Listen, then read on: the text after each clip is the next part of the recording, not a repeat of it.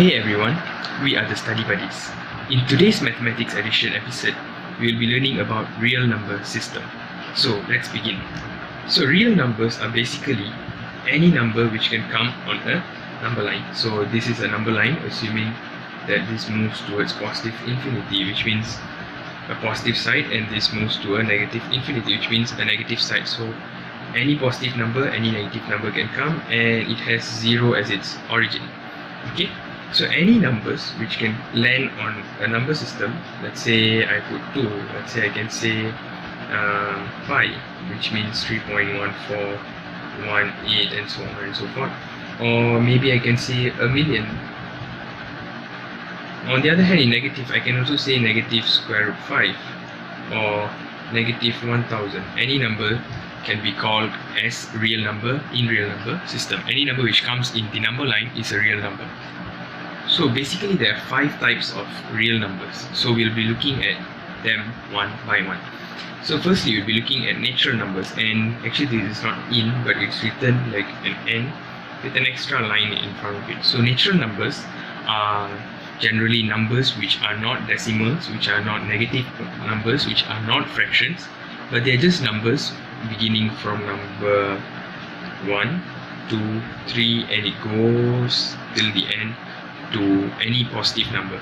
So natural numbers, they do not involve 0, they do not involve the number 0, but if we look into whole numbers, they start off with number 0, 1, 2, 3, and it goes on till it reaches positive infinity. So the similarity between both of them is that they do not have negative, they do not have fractions, they do not have decimals, and yeah, these are the 3 things which they don't have. But the major difference is that whole numbers starts with 0, whereas for natural numbers it does not start with 0. That's the only difference between natural numbers and whole numbers. So the third group of numbers are integers. So integers are numbers in a number line which can fall before 0, which means negative numbers, or after 0, which is positive numbers. So integers are any numbers which starts from the negative infinity.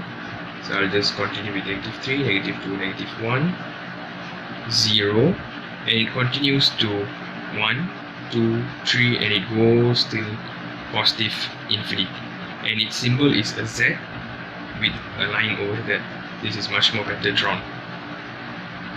Next, we are going to look at rational and irrational numbers.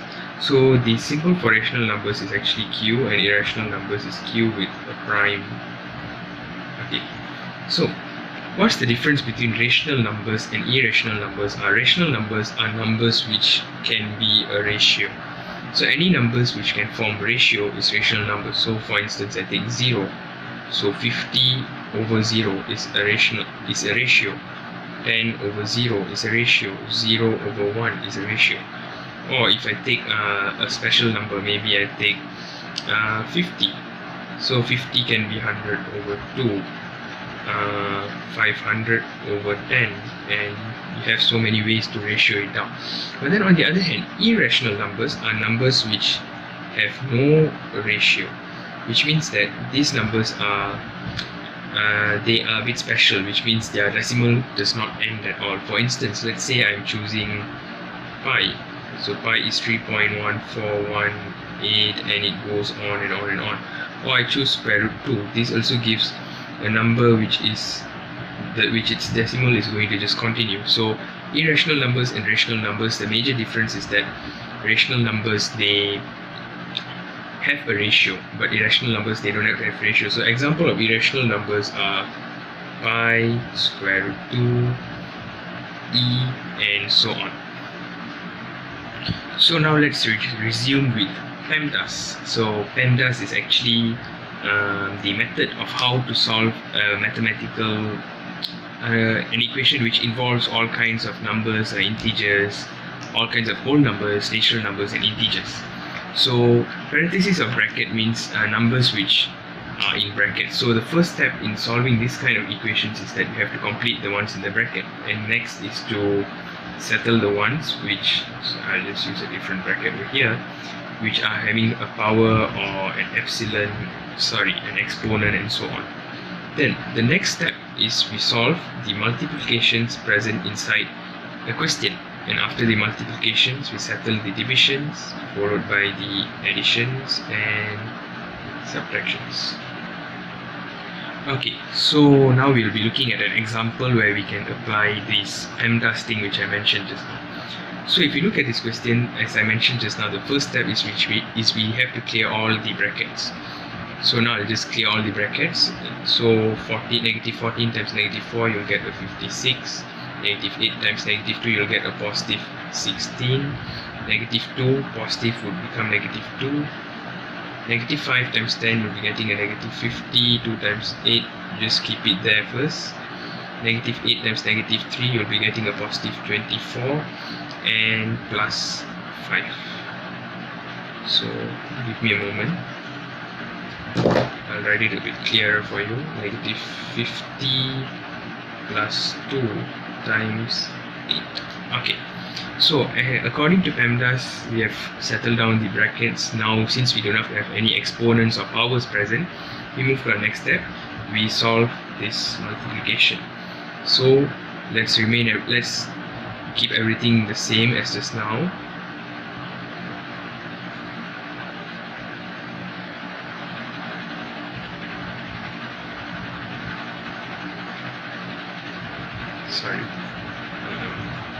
Plus 24 plus with 5. So after we have solved the multiplication, 2 times 8, 16. Now we'll just add up, or we'll just solve the upper part, the numerator, and also the denominator. So 56 plus 16 minus 2, you'll be getting 70. And negative 50 plus 16 plus 24, this is plus 5. So negative 50 plus 16 plus 24 plus 5 I'll just write it clearer for you. Plus 5, you'll be getting negative 5. So 70 divided by negative 5, you'll be getting an answer of negative 40. So this would be the answer for this equation. So it is advisable to follow PEMDAS so to make it easy for you to follow the whole question. So you may wonder why I'm having a number line and having 0 alone. So this is just to inform you that 0 is the origin of the number line. So we see whether a number is positive or negative, or we see the numbers according to 0. For example, I am setting A. So when I'm setting A here, we immediately know that A is a positive number because it's moving to the rightward side of 0. Something like that. So 0 is the origin. So now let's move on to linear inequalities. So let's say I'm having number A here, and I'll put number B over here, and I write assuming, so let's A equals to 1, B equals to 5. So in linear equalities, we use two important symbols, which are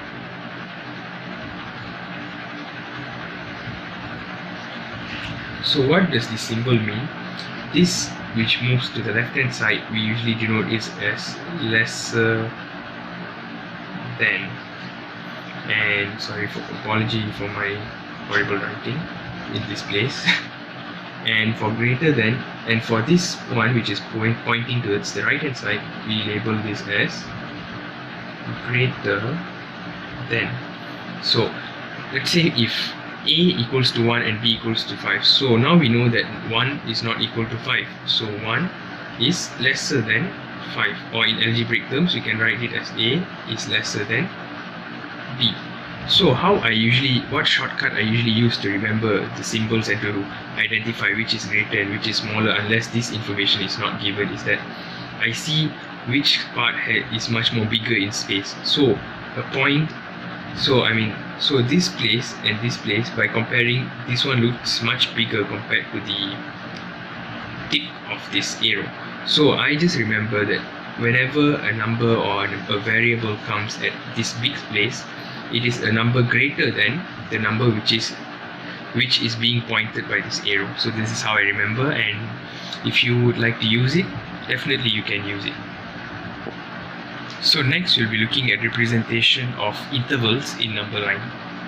So basically there are four types of intervals which we can observe, which we'll be looking at one by one. So first we'll be looking at open interval. So what is open interval? I'll just directly explain by an example. Let's say I'm writing this equation, this linear inequality where a is lesser than x and x is lesser than b. So now we are aware that x is in between of a and b. So let me assume that this part is a and this part is b. So let me assume that, so let's say a equals to 1 and b equals to 6. So this is now number 1 and this is now number 6. Okay, so in this case, what an open interval means is that it means numbers between 1 and 6. So what does this range actually means is that it starts from 2, 3, 4 and 5. So numbers 1 and 6 are not included in the range. So when we denote this in a number line, we can just put 2 circles here and we just pull a line, which means that this denotes that this denotes an open interval between 1 and 6, or we can also denote it in a much simpler way, 1, 6, which are open brackets. So these are called open brackets. So when an open interval comes, we use open brackets. So now let us move on to closed intervals. So I'll again use the same method. I'll just use an example. So let's assume a is lesser than or equal to x and x is lesser than or equal to b. So now we know that x is between a lesser than equal. So now before I move to that, I'll focus on this symbol. So this symbol actually means lesser than or equal to. So if you see an extra line over there, it means it is equal to. So let's assume that a equals to 1, b equals to 6. So 1, 6, 6. Okay.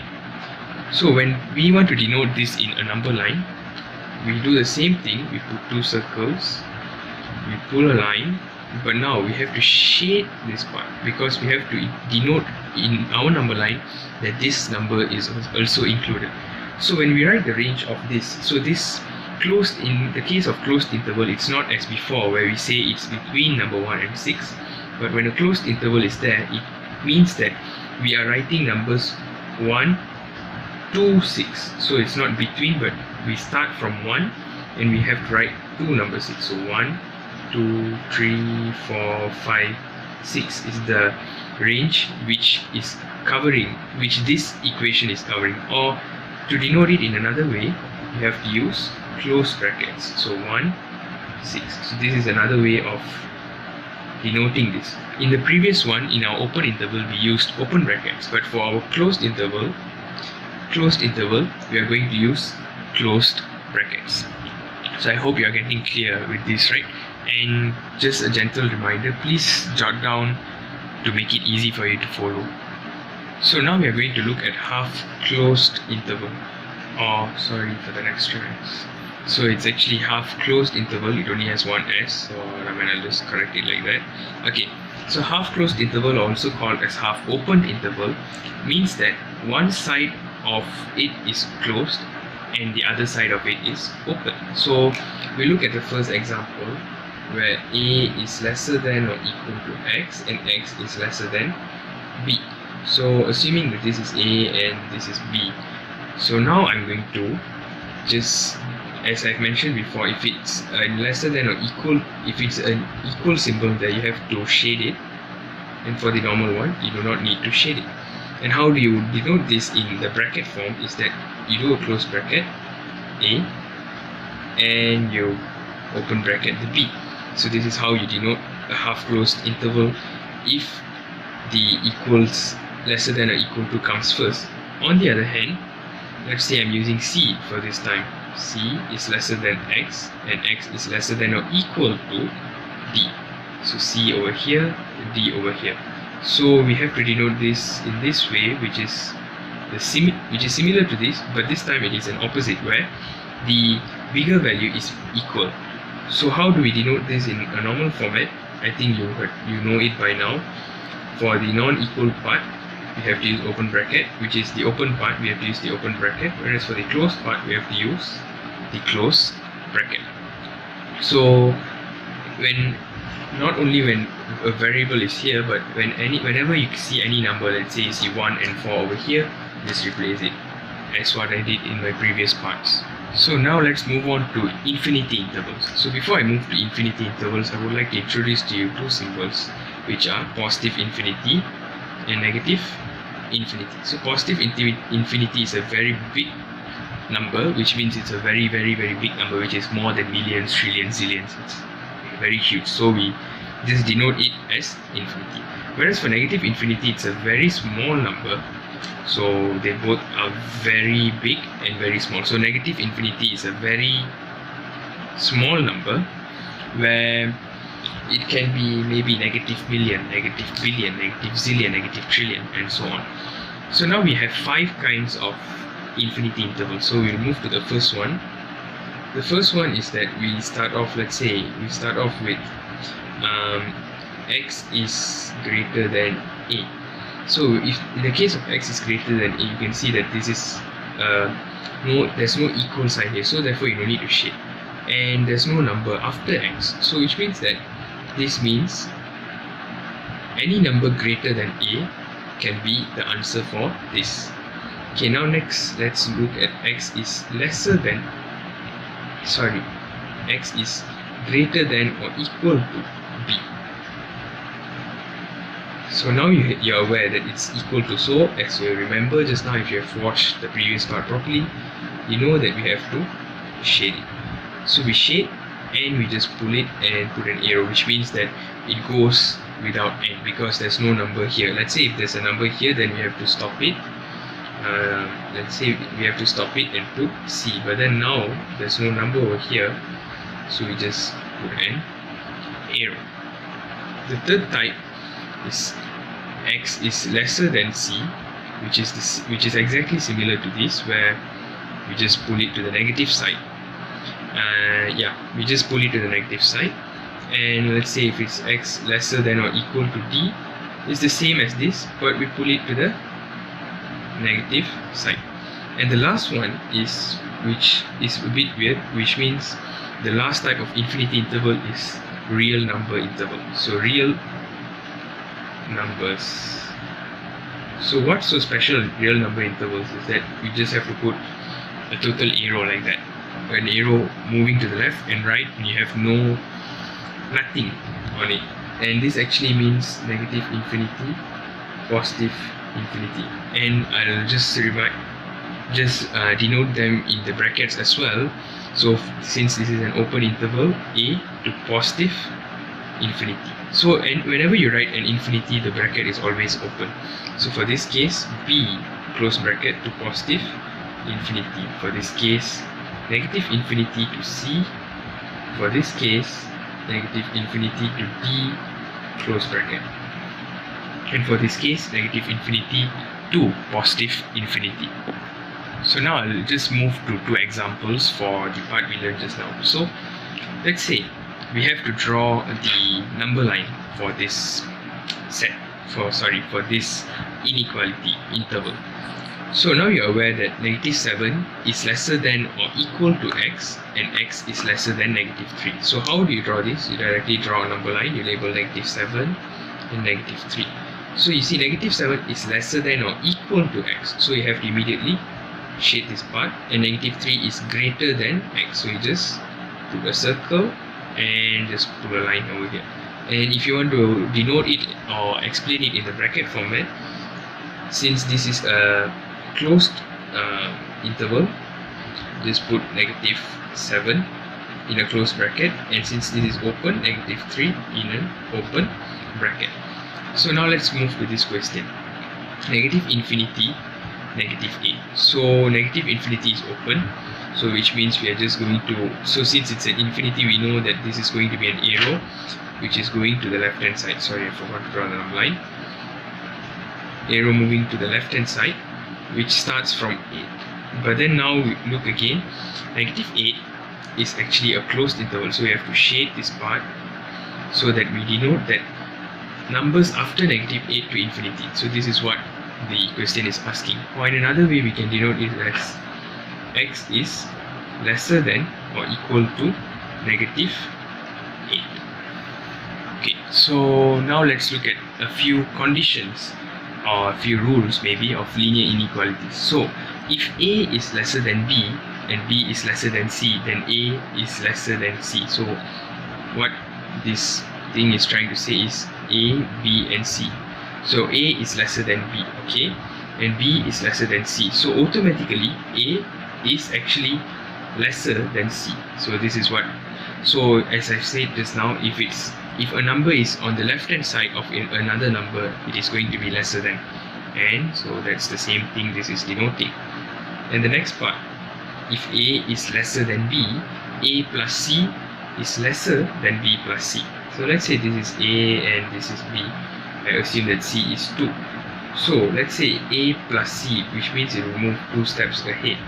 So now this is a plus c, and b plus c is also going to move 2 steps ahead, and this is going to be b plus c. However, if you observe properly, a plus c is still lesser than b plus c because it is at its left hand side. So in this third part, if a is lesser than b and c is greater than 0, so for this case, let's say c equals to 2, then AC would be lesser than BC. So I think I'll just better use some number as example. So A equals to 1, B equals to 4. So 1, 4. So after I times 2 this whole equation, this whole number line, now number 1 becomes 2 because 1 times 2 is 2. Number 4 becomes 8 because 4 times 2 is 8. And did that bring any change to the number line? I think no, because number 2, which is BAC, is still lesser than number 8 BC. So therefore, if C is greater than O, then AC is lesser than BC. However, in contrast, if let's say C is lesser than O, okay, I'll just directly use number 1 and 4 again as before. A equals to 1, B equals to 4, and C equals to negative 2. Let's say C equals to negative 2. So now AC is going to be negative 2 times 1, negative 2. And BC is going to be negative 2 times 4, which is negative 8. So if I redraw the whole thing again, BC is actually becoming lesser than AC this time. Why? Because BC is now located at the left hand side of AC, which thus proves that A lesser than B. If A is lesser than B and C is lesser than 0, then AC is going to be greater than BC. So now we are looking at our final example, which is this question. So I'll draw a number line and I'll write down this thing first. So negative 3 is negative 3 and 2. So negative 3 is closed, so I'll immediately shade it. And 2 is open, so I'll just put a circle like that, and boom, I'll just put it. And another side, 0 to infinity, and 0 is closed and infinity is open. So now if you observe properly, this question is actually focusing on union. So union means that we have to take into consideration all the terms which are present here. So no matter whatever number which starts from negative 3, the closed negative 3, till the end of this whole number line, we have to take into consideration because it's a union. And therefore, the answer to join this whole thing into one bracket is negative 3 to infinity, because that's what is going on in this whole equation. If I shade it, it's actually going towards infinity. So that's all for this video, guys, and if you like this content, do like, share, comment. If you have any doubts regarding this chapter, I'll definitely help you. and don't forget to subscribe to Study Buddy's channel. Thank you so much for watching.